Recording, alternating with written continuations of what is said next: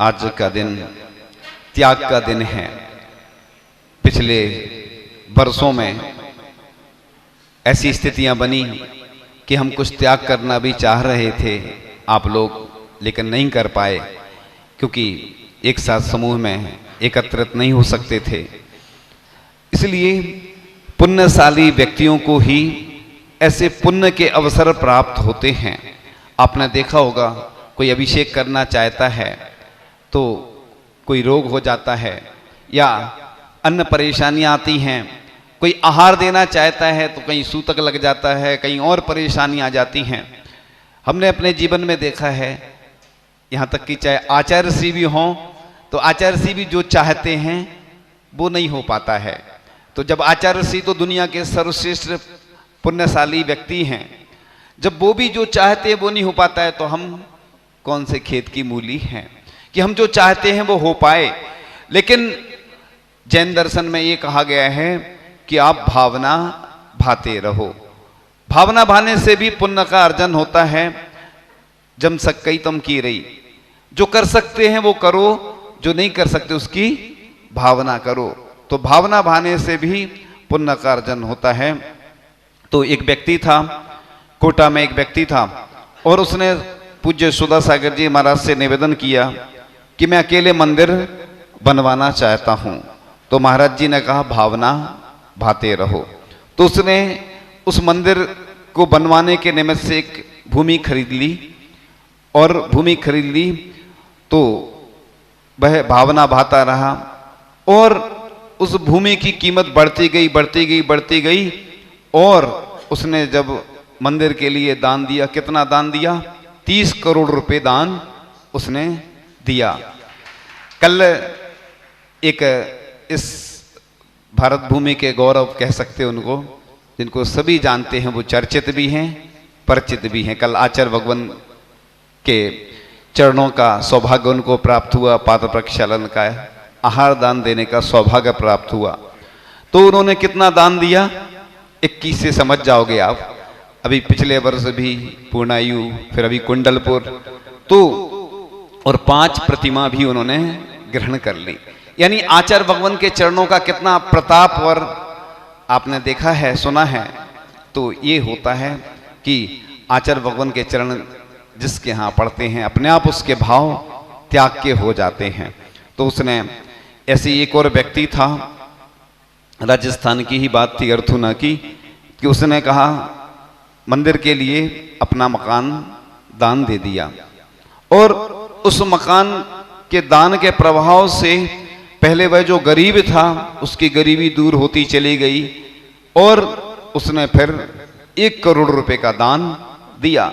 इसलिए लोग सोचते हैं कि दान देने से कोई गरीब हो जाता। मैं तो कहता हूं कि दान देने से आज तक कोई गरीब नहीं हुआ, लेकिन प्रभु के करीब अवश्य हुआ है। इसलिए कभी घबराना नहीं, डरना नहीं। लोग डरते हैं, अरे अभी तो दिया था, बहाने बनाते हैं। आप सोचिए कि वह पिसनहारी का हमने उदाहरण दिया था, मड़िया, पिसनहारी मड़िया में उसने कैसे बनाया होगा। ऐसे कई मंदिर जो बने हैं, लोगों ने थोड़ा थोड़ा सा भी अगर दिया तो वह बड़ा काम कर गया। आचार्य भगवान ने ऐसे ही कई उपक्रम दिए। एक गरीब व्यक्ति था जो आचार्य श्री के पास आया कि मैं गरीब हूं, आचार्य श्री मुझे कोई मंत्र दे दें, कुछ उपाय बता दें कि जिससे मेरी गरीबी दूर हो जाए। तो पूज्य सुधा सागर जी महाराज संभवतः उस समय कुंडलपुर की बात थी कि क्षुल्लक रहे होंगे, और उन्होंने उस व्यक्ति को आचार्य श्री के पास भेज दिया। आचार्य श्री के पास से वह लौट कर आया, फिर चला गया अपने घर, और बहुत दिनों बाद जब लौट के आया बड़ा प्रसन्न था, और सीधा आचार्य श्री के पास पहुंच गया और आचार्य श्री से बोलने लगा कि आचार्य श्री, आपने जो मंत्र हमें दिया था कि दान किया करो, वह मंत्र 100% काम कर गया। कोई दवाई दी जाती, कई बार लोगों का विश्वास नहीं होता है। तो आचार्य भगवान ने जब उसको सलाह दी और उसने वैसा ही प्रारंभ कर दिया, तो बाद में स्थिति उसकी ये बनी कि उसके पास धन बढ़ता चला गया। यहाँ पर सामने कुआं दिख रहा है, इस कुएं में अभी कुआं खाली किया गया तो हमने देखा इसमें इतनी बड़ी झील थी कि बताते हैं 3 घंटे में भर जाता है। ऐसे ही लोग सोचते हैं कि अगर दान दे देंगे, गरीब हो गया तो कौन मदद करेगा। चिंता नहीं करो, हम लोग वैसे भी कई लोगों की मदद करवाते ही हैं, तो दिक्कत नहीं है। आप अगर दान देने से कोई गरीब हो जाए तो हमारे पास आ जाएगा, जैसे भी होगा, चाहे पूरे भारत के लोगों से इकट्ठा करवाना पड़े, लेकिन दान देने के बाद गरीब होता है तो हमारी शर्त है ये। तो इस प्रकार से आज तक मैंने तो नहीं सुना आज तक कि कोई दान देने से गरीब हुआ हो, लेकिन सप्त व्यसनों में खर्च करने से या पाप के कार्यों में खर्च करने से व्यक्ति जरूर गरीब हुआ हो। तो जब जहां पर भी मंदिर की भावना आती है कि मंदिर बनना है, तो पहले पाषाण के जिनालय की बात आती तो लोग कहते इतना धन लगेगा, इतना समय लगेगा, कैसे होगा। लेकिन पूज्य बड़े महाराज जी ने जब प्रेरणा उपदेश दिया तो जैसे करेली में मंदिर बन रहा है तो पहले सामान्य बनने की चर्चा चली थी, फिर पाषाण के जिनालय की बात हुई और लगभग 9 के अंक में लोगों ने राशि दी। वो आप समझ गए होंगे, कुछ कारण भी रहते हैं, तो इसलिए लोग अब मंदिर का कार्य प्रारंभ है। उसके बाद गौर झामर में भी ऐसी ही यहाँ पर शिवरार्थी बहुत सारे बैठे हुए हैं और उधर भी 2 मंदिर पाषाण के बन रहे। तेंदुखेड़ा जो पाटन में अभी पंच कल्याणक हुआ था, जब चतुर्मास हुआ 2015 में, तो वहाँ भी मार्बल के जिनालय पहले नहीं बनते थे। दिगंबर जैन समाज में शायद प्रथम बार ऐसा अवसर प्राप्त हुआ और लोगों ने तन मन धन से जब सहयोग किया तो वह जिनालय अच्छे से बन भी गया और पंच कल्याणक भी सानंद संपन्न हुए। उसके बाद मोहनगढ़ में भी अभी योजना बनी थी। इसके बाद बीना में, पहले इसके पूर्व में 2-3 मंदिर पाषाण के बन रहे हैं। तो पहले के लोग ना इतना धन दान करते थे, ना इतनी ऊंची भावनाएं होती थी, लेकिन आज हम देखते हैं जैसे जैसे लोगों की समृद्धि बढ़ती जा रही है, आचार्य भगवान की ही कृपा का चमत्कार कहें, अतिशय कहें कि जैसे जैसे लोगों ने दान देना प्रारंभ किया तो लोगों की झिर खुल गई। जैसे कुएं की झिर खुल गई ना, हमने बताई, खुली है मतलब पहले से। और ऐसे ही जब देता है व्यक्ति तो अपने आप कहाँ से आ जाता पता नहीं चलता। महाराज जी ने एक बार उदाहरण भी दिया था, छपारा में जब स्थानों के नाम हम नहीं लेंगे तो कई ऐसे स्थान हैं जहाँ पर स्वर्ण की झारी बनी, कलश बने, और रजत विमान देवरी में जब बात आई देवरी की तो लोगों ने विमान के लिए भी अपनी जितनी भी जो पहनते थे, ऐसे ही खुरई में चांदी की बेदी बनना है, उसके लिए लोगों ने तन मन धन से अपना सर्वस्व निछावर कर दिया। तो बस इसी प्रकार से आप लोग भी ये नहीं सोचे कि हम कितना दान करें। मुनि महाराज जब दीक्षा लेते हैं तो त्याग करते हैं। अभी हम बता रहे हैं आप लोगों को कि त्याग और दान में क्या अंतर है। देखो, दिगंबर जैन धर्म में इससे बड़ी कोई पराकाष्ठा नहीं है कि सब कुछ परिग्रह। इसीलिए तो कई लोग कहते हैं कि ये अकेले में दीक्षा लेना चाहिए, मंच पे नहीं होना चाहिए। लेकिन आचार्य भगवान कहते हैं अच्छा, हर अच्छा कार्य मंच पे होना चाहिए। लोग देख के प्रेरणा लेते हैं, चाहे दीक्षा हो, चाहे पिछी का परिवर्तन हो, चाहे कलश स्थापना हो, जो भी।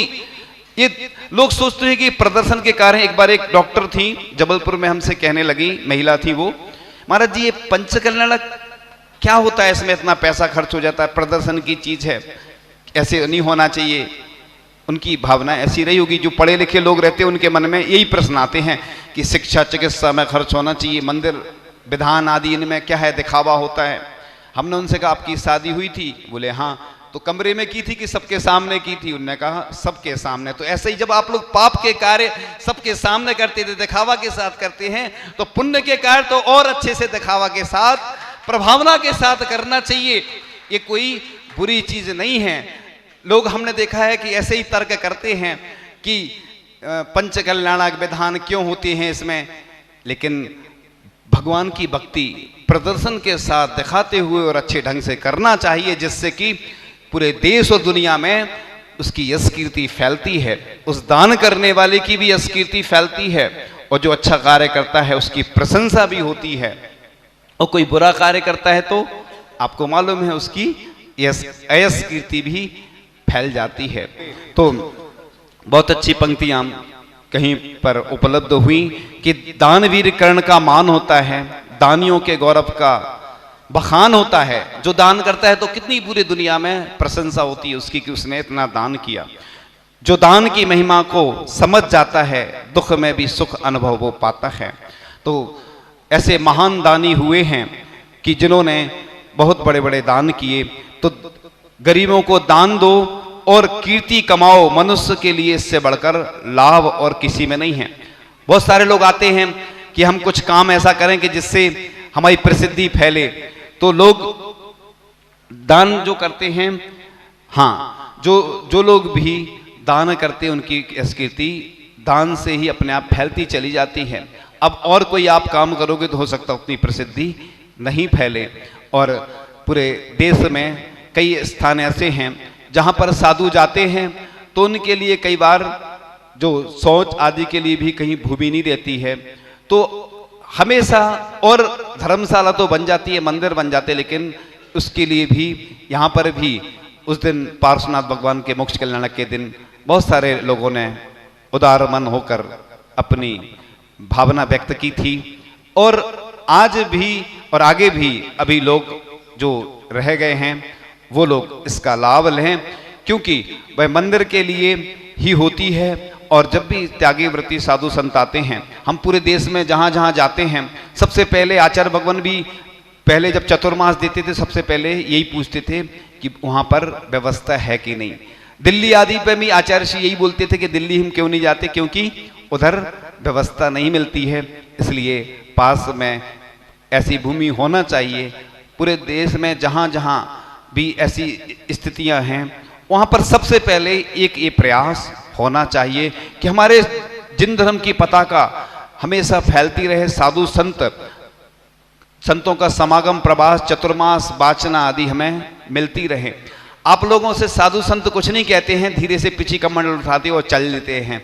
अगर उन्हें कोई व्यवस्था नहीं मिलती आपसे कुछ नहीं कहते हैं। लेकिन गौर झामर की बात मैं बता रहा हूं कि पंचकल्याणक होना था और उधर धर्मशाला आदि की जानकारी आचार्य श्री को नहीं थी कि धर्मशाला बन चुकी है, जंगल के स्थान की जानकारी नहीं थी, तो आचार्य श्री पंचकल्याणक में आने वाले नहीं थे।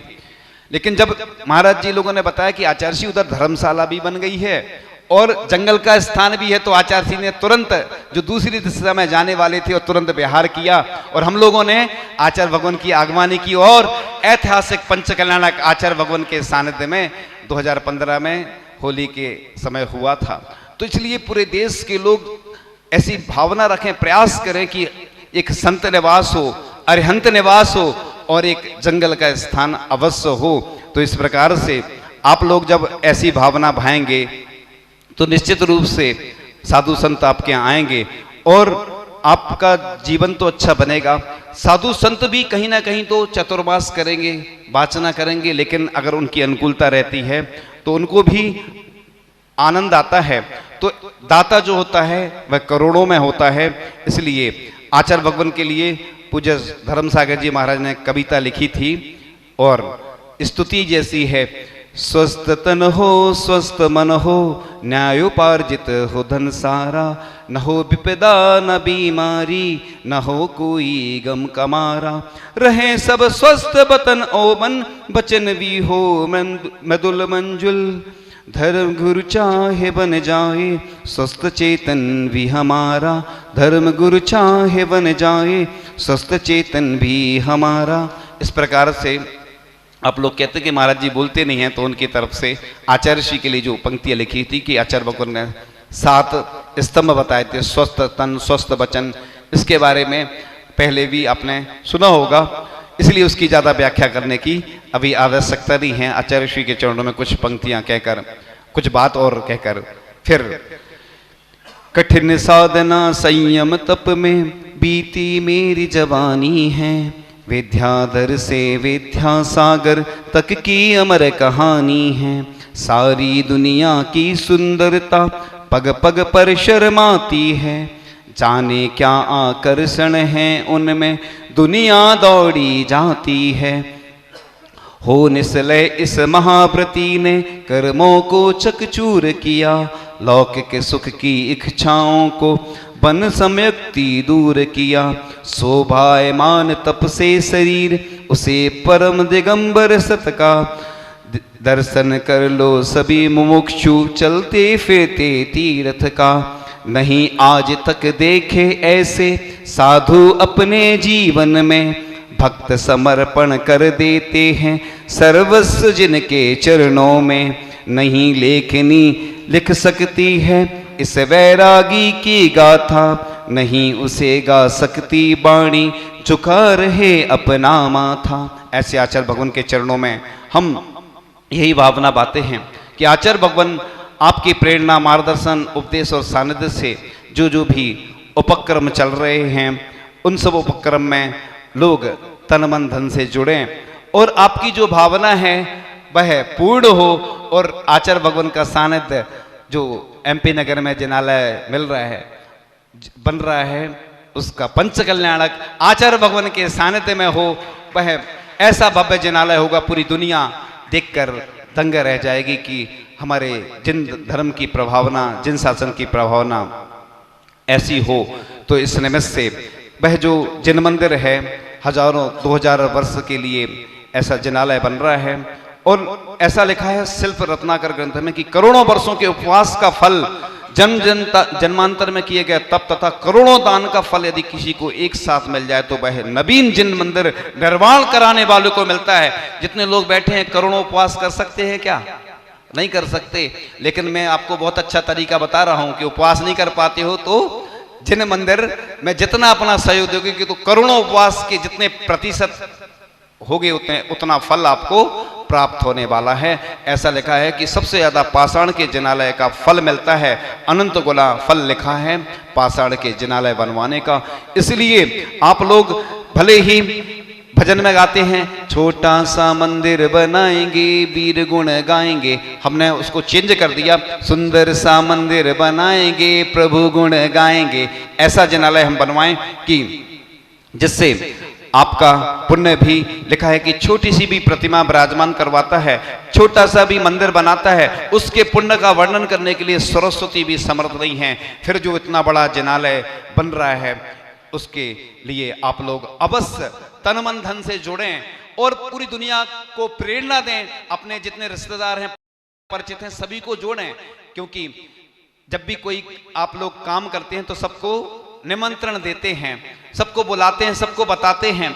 मैं तो ये कहता हूं महिलाएं हो चाहे पुरुष, जब भी किसी से फोन पर बात करो तो बस मंदिर के लिए जरूर बोलना, इससे आपका पुण्य बढ़ेगा, आपके जीवन में हमेशा अच्छे दिन आएंगे।